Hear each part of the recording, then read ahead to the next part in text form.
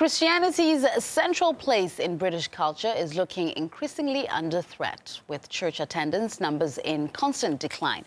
Now, meanwhile, the country's second largest religion, Islam, is growing faster than ever, with some studies suggesting it's on the way to becoming the dominant faith.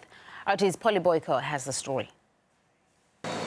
Half of Brits say they're Christians, but you wouldn't know it glancing at this London service. In the name of the Father, and of the Son, and of the Holy Spirit.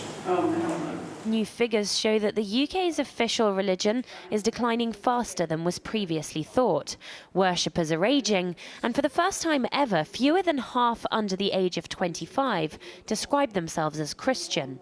The decline of churches in the UK is long term. It just happens to be now approaching really rock bottom. So 95% of people don't attend a church on an average Sunday.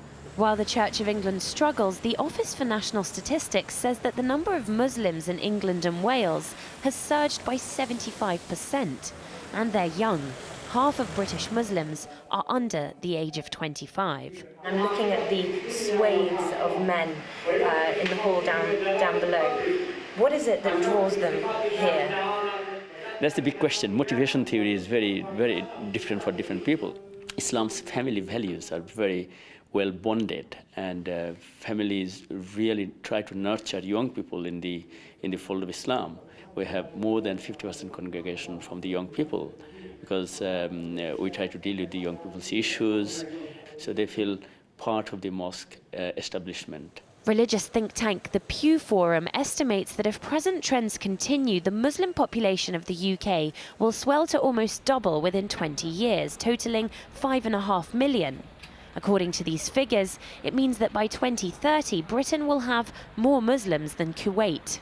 It's projects such as this community-based Muslim radio station that could provide the clue as to why the religion is flourishing in the UK. In that booth, DJs who call themselves brothers and sisters talk about local issues and education from the point of view of Islam.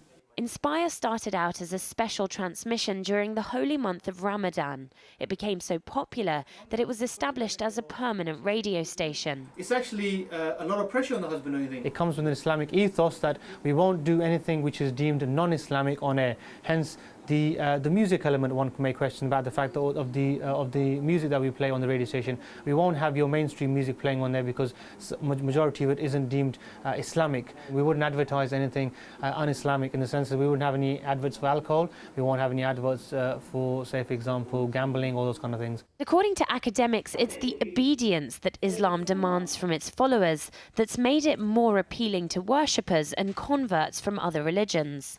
Islam says no. This is no and full stop. And people find a sense of direction in it.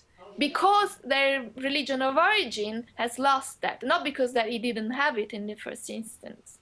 They sort of became lenient in relation to the laws of the church, and thinking that in this way they would make it more mellow and softer and attract more people into the church. And in fact, they've lost people.